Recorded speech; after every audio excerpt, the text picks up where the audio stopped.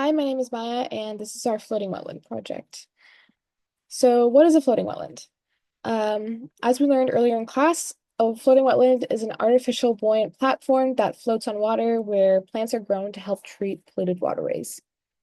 They have many benefits, including bioremediation. So, bioremediation is the use of a biological system to pull up pollutants from different mediums, including water.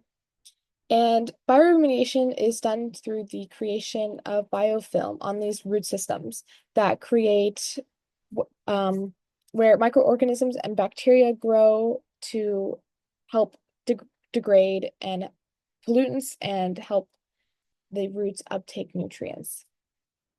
Um, Biofilm also helps trap particulate matter that is flowing downstream, helping to clean up the waterways. Floating wetlands can also be used for stormwater management using this bioremediation process. They also serve as wildlife habitat. So floating wetlands can be used can be specialized for different species based off of the plant types and the design. They can also serve as a safe haven from terrestrial predators, allowing birds to nest on them and turtles and other types of species. In less polluted waterways, um, the biofilm can serve as a food source for aquatic animals. Um, so when considering the design of floating wetlands, several factors are important to consider. The plant species type is probably the most important factor because it determines the effectiveness of the bioremediation happening. But the percent of vegetation cover and the microbial population, the water depth, the amount of shade that it is being exposed to, and the methods of buoyancy are also important factors. Methods of buoyancy will impact what types of construction materials you'll be using. We decided to go with bamboo because it has built-in air pockets, which helps with the buoyancy. But other design materials can be PVC pipes, floating wet mats that are kind of industrially produced. Other treatment, other factors to consider are the treatment type. So the function that your floating wetland will serve, the inflow rate, and the type of wastewater that you'll be treating. Um, so here are some different examples of floating wetlands. Here we have a floating wetland in a stormwater pond. These ponds can also be used to treat agricultural runoff, acid mine drainage, eutrophic lake water, industrial wastewater. And here is another example of a floating wetland in an urban environment. This is the Chicago Wild Mile, and it kind of serves both function and recreational purposes. Yeah. Here's some more design examples. Here we have a floating mat, which I mentioned earlier. This is kind of the most commonly used design, but here's the design method that we base our project off of, made out of bamboo. Here's another example with bamboo, but just a different type of construction. A little bit more about the plants. So some of the desired characteristics that we want them to have are that they grow as a self-buoyant entity. They can thrive in harsh conditions, so very polluted waterways. They are they thrive in aquatic environments. They have a high nutrient uptake capacity. They can form dense and submerged root networks. They're native and they support keystone species and promote biodiversity. These last two are less important, but still an important factor to, yeah. Here were our original plant ideas. So we wanted to use the common cattail, woolly sedge, common buttonbush, springletop, and pickerel weed. However, due to cost and availability, these are the plants that we ended up going with. We ended up using ferns, sedges, columbine, and cardinal flower. And I think overall we were happy with these plants. And although we didn't get the ones that we wanted, these ones were pretty and they were available. And I think they're doing a great job so far. So, thank you. For our restoration project, we decided to do it at Third Creek in Knoxville.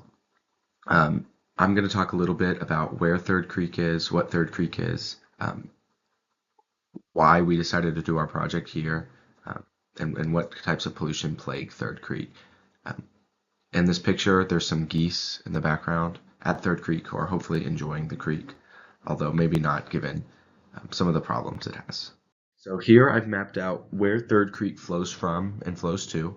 Um, Overall, there's three main sources where Third Creek flows from, and they all combine at Tyson Park, which is right here, where they ultimately flow into the Tennessee River. Um, the creek is approximately 14 and a half miles of water flow, and a large majority of it flows through residential areas that I'll highlight. They're over here in blue. These are all residential areas. The park is this little green space here, which I'm going to talk about in a second. Up here is some more residential area, but then there's also, in this section here, railroads, interstates, and that kind of overlaps here as well. So there's industrial areas here, residential's in blue, and then the park in green. So a large majority of the flow into this water comes from residential space, with a little bit of recreational and industrial space towards the end. And then, of course, this last bit here is commercial and the university, which I'll highlight in purple. Yep. And it all goes into the Tennessee River. So the most popular space which surrounds Third Creek is the Third Creek Greenway. This is roughly a 3-mile greenway which runs alongside Third Creek within Tyson Park, which is that area that I highlighted in green in the previous slide. Tyson Park is a roughly 26-acre area, which houses picnic tables, playgrounds, tennis courts, skate parks, and other recreational areas. This area is ecologically significant to the Third Creek Greenway because it's where the most foot traffic is. There's people, walking, running, riding their bikes, walking their dogs, having picnics. And although Third Creek, the majority of it runs through residential areas, a lot of the pollution gets concentrated here where the most people are, and the most pollution occurs. So pollution happen within Third Creek. The first one I'll talk about is sediment. This area is very prone to flooding. Every time Knoxville's had a big flood, this area gets flooded. Just the rock barriers aren't very good. There's some infrastructure located under the overpass at Tyson Park, but with the train tracks nearby, there's lots of gravel. It's not, there's so much foot traffic, people are packing down the soil. The place is not very, well regulated for erosion control and weathering. So the sediment is a huge problem, which gets in the water and makes it very unlivable for wildlife. Perhaps the biggest one is waste. In combination with all the residential areas and sewage plants, there's also so many people walking their dogs at Tyson Park who just, won't pick up their poop or other animal products, and that all flows into the water. And it's so bad, in fact, that this sign in this photo, which is located at Tyson Park, warns people not to get in the water because there's a lot of kids there. Kids want to swim, and the reality is they can't because, like the sign says, there's sewer leaks, failing septic tanks, and so much animal waste in the water that it's uninhabitable for wildlife or for humans. Additionally, lastly, because it goes through so many residential areas, there's lots of lawn care products like fertilizers or pesticides that will just wash into the river, and that has a magnifying effect over time. The consequences of the pollution, as mentioned in the previous slide, um, a loss of wildlife through all of Third Creek. In fact, there's essentially no fish. There's almost nothing valuable living in the creek. It's far too polluted. They can't survive with the amount of sediment, the amount of waste. Um, it's far too just irregular for wildlife to survive. In this picture to my right, there's it's the water's so brown and murky because of all the runoff and the sediment that gets dumped into this river. The waste is so bad. The water is highly contaminated with E. coli, which is why that sign warned against swimming in it. So for any children with cuts or bruises, which is all children, they're susceptible to illness such as E. coli or other things. And because the river's so long, there's 14 and a half miles, the creek rather, there's 14 and a half miles of accumulation of sediment, waste, and fertilizers that all dumps into the Tennessee River. And that has compounding effects, economic effects down the road. People use the Tennessee River for commercial purposes, recreational purposes, etc. And our restoration project in Third Creek hopes to mitigate the effect of some of these consequences by reducing pollution in the creek. Hello, everyone. My name is Ethan Finley, and I'll be going over the explanation and history of our project through the lens of Grimm and our timeline. So, for our goals of the project, our main goal was to improve the Third Creek's water quality. So, this involves two things: improving the functionality and ecosystem services that Third Creek provides, and that will in turn help with the biodiversity of Third Creek. So to do this, we need to remove disturbances. In this case, we targeted three major groups: heavy metals, organics, and turbidity. These things affect the water quality the most. To implement this, we decided to construct a floating wetland. And so by doing this, the plants floating on top of the medium will provide space and habitat for animals on top of it. And then below that, the roots will filter and trap pollutants there, which will help reduce the disturbances. To monitor this, we'll be performing maintenance on the floating wetland over time, moving trash that collects on the platform itself, and then checking the health of the plants that we have currently planted on there, and also checking what gets established later on the floating wetland. So our timeline of our project, we get a bit of a later start. So we spent most of our semester researching and planning what we wanted exactly to do before we get the green light to go ahead and construct the wetland itself. We spent a bit of time in October. I met with Mike Ross, and we kind of finalized out the plans itself, got advice on how to construct the wetland, and also collected supplies. November, we spent constructing the floating wetland and then launching it at the end of the month. And then we were spending from then on to starting in December as maintenance of the project and also monitoring it. Our initial plan for the floating wetland was not to do the raft design that we initially had, but instead allowing, like in this picture on the left, water flow through the center. And so it'd be more of like a tiered thing with the middle being a bit of a depression and then the right and left extremities of the floating wetland being higher up to allow water flow through it. However, by looking more into it, there are many issues with buoyancy with the budget that we had. So we instead decided to go with the raft design for the simplicity of it and also ease of planting what we had on there for the soil medium.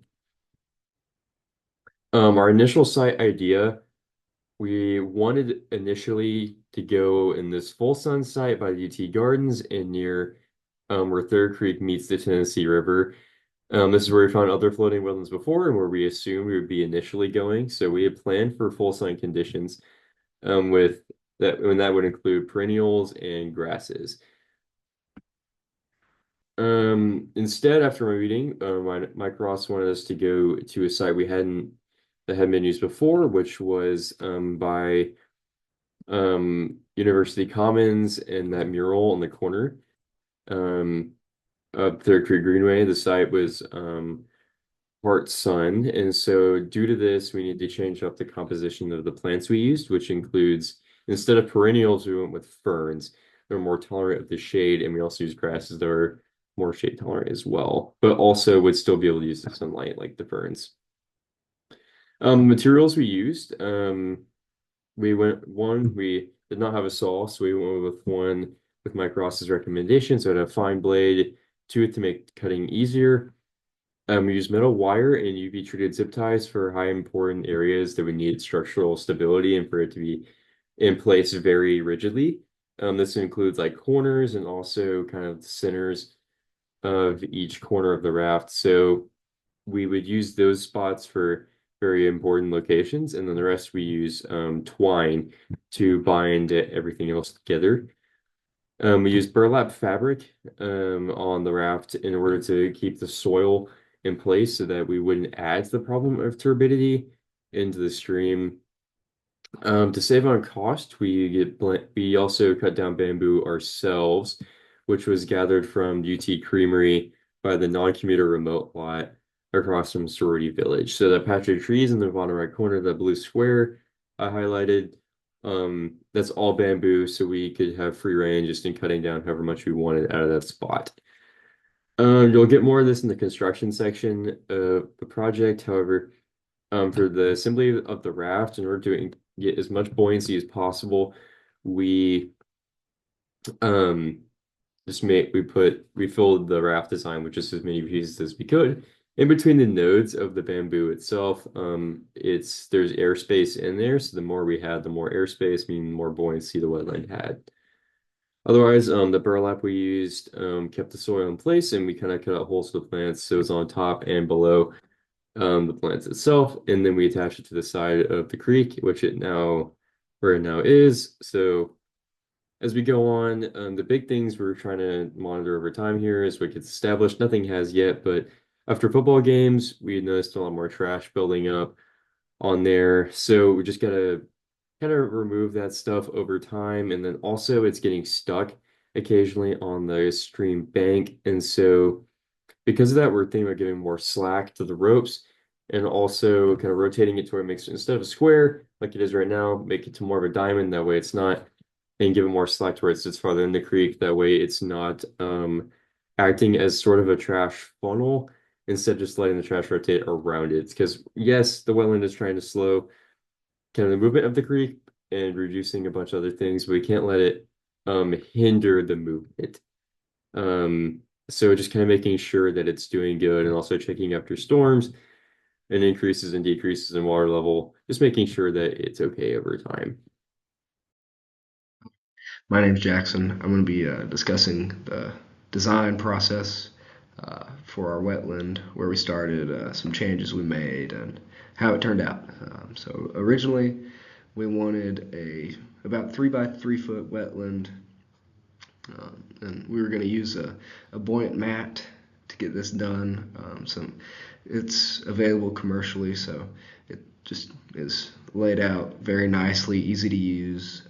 Has these holes where you can just sit the plants in, and then it does everything on its own, floats and everything. So that was our plan. It was on a really sunny area in Third Creek. That's the site we got from Mike Ross. So we picked out some plants like cattails, some button bush, and some sedges that really would love this full sun. So that's where we started. Not quite where we ended up.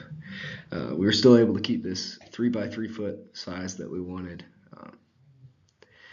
You can see it there. We're making it, and we shifted away from the mat because we realized it was going to take too long to get the mat and get everything moving. So we decided to make our frame out of bamboo. Instead, on the ag campus, there's a big patch of bamboo that you can go and harvest as much as you want. And we were able to use a bunch of that for our project, incorporate that, and as you can see, we decided to use twine. That was our plan, to use twine to tie it all together. It would be biodegradable. Um, but we realized that wasn't going to hold together as well as we thought. So we shifted to some much more sturdy zip ties, which wouldn't break down as easily or as quickly as the twine would, and also wouldn't break down with the sun. So we were able to get our frame put together quite nice. And we also shifted, our site changed from full sun to just about full shade. So we had to totally shift our species makeup to fit the full shade. And because we're not using that mat with the nice holes for all the plants, we decided we would have to have a soil layer across the whole platform there. So we decided a burlap mesh, which you can get at the store, and it's made of natural materials, will be great to hold in that soil and keep it from washing away. So just how everything went. Launch day came, and we got everything together. We put all the plants in on that day, put the soil in, put the plants in, and then surrounded it with the burlap, as you can see. Now the burlap actually goes on the bottom and over the top, so it's not just keeping it from going at the bottom, it's holding it in so it doesn't blow away or wash away over the top as well. And it floated, and we tied it to the bank with some natural fiber rope that we got from Mike Ross. And the wetland actually wasn't as buoyant as we expected it to be.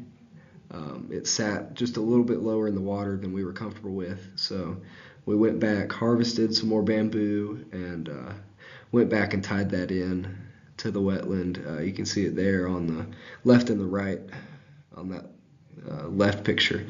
You can see a bunch of bamboo lined up together on the sides. That's what we put in. And after that, it sat much higher in the water, and we were much happier with that.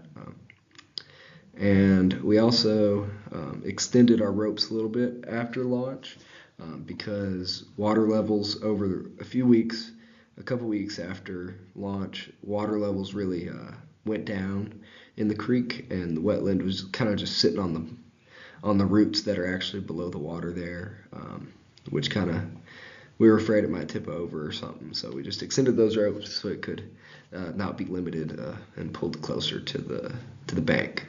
And also, if we were to redo it, we would probably plant the plants in the wetland before launch, maybe a couple weeks before launch, to give them time to adjust to their new home and let the roots take into the soil a little bit better, and possibly just hold the soil better as well. Just give those roots time to get down in there. So that's our design and how everything went. So thank you. My name is Ryan Blansett, and I'm going to cover the conclusion of our project and make note on some of the goals that we've accomplished during this, as well as some of the future outcomes that we expect to see with our constructed wetland. As far as our goals go, I believe we've accomplished three pretty important ones. First of all, we prepared and constructed a small-scale floating treatment wetland, and we placed it into Third Creek. We also researched and gathered knowledge from previous floating treatment wetland projects and gained a better understanding of the importance of them. We also engaged with a real-world example of ecosystem services and some of the restoration techniques that we've been learning about through this course. So building and placing the wetland, this was obviously our main goal. This is what we set out to complete to begin with. We wanted to construct a smaller scale floating wetland and place it into Third Creek to hopefully filter out some of the contaminants. This wetland's also in a different spot than the previous floating wetlands that are on campus and in this creek. And this could be for research and just trying to see if this will contribute to the overall increased water quality of Third Creek. We also got to research prior projects. This helped us for our initial design and construction of our wetland, as far as what plants we should use and the materials we'd like to use. But it also gives us a more broad understanding of the concept itself and how these can be used in different cities or different states even to kind of increase water quality throughout different waterways. We also got a real-world example of ecosystem services. So we learned how water quality enhancement and food production for aquatic resources and habitat all ties into each other, as well as an aesthetic value to this.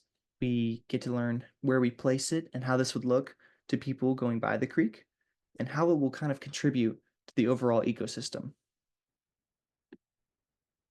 Now, for future outcomes, there's a few here I believe are also important. So with correct monitoring and maintenance, we expect our project to assist with this filtering of contaminants and some of the heavy metals from Third Creek. Now, we also think this wetland will become inhabited by more plant species over time, as well as different wildlife species. And our plant choices will serve as not only great filters to this water, but as also food sources for the aquatic wildlife. Now, for the removal and the filtering of contaminants, we expect this to work similar to this chart does. We expect some of the runoff and some of the heavy metals and contaminants to enter this water and be filtered out by some of the roots that are going through the bamboo on our wetland and then coming out as clean water. Now, we expect there to be more wildlife and plant species as it goes on too. Our design allows for different species of plants to colonize it, and we may see more as time goes on and we continue to monitor it. I think we'll also see an increased number of wildlife species around the floating wetland as well, this overall creating more biodiversity for this creek. This will also be a great food source for aquatic wildlife. I believe it'll start to resemble large-scale wetlands, as some of the plant species that begin to colonize become great food sources for different types of wildlife that may come by and stop at the floating wetland. Now, beyond the project, I believe there's a few future outcomes too that we plan to see. I believe there's some opportunities for large-scale wetlands that are created by the university, and these could be in either Third Creek or the Tennessee River. These could be of larger size and may have a little bit more power behind them, more design and research to them, but could really create a big impact for the quality of these creeks and rivers. I also think this is a pretty massive step towards including more green infrastructure around the campus. We've already seen the introduction of a couple green roofs that may be being built, and this is just a good stepping stone to creating a more sustainable area around campus where we can increase the quality of the ecosystem too. I believe these can come probably after time, but our project itself is just a good stepping stone to start that ball of sustainability to get it rolling.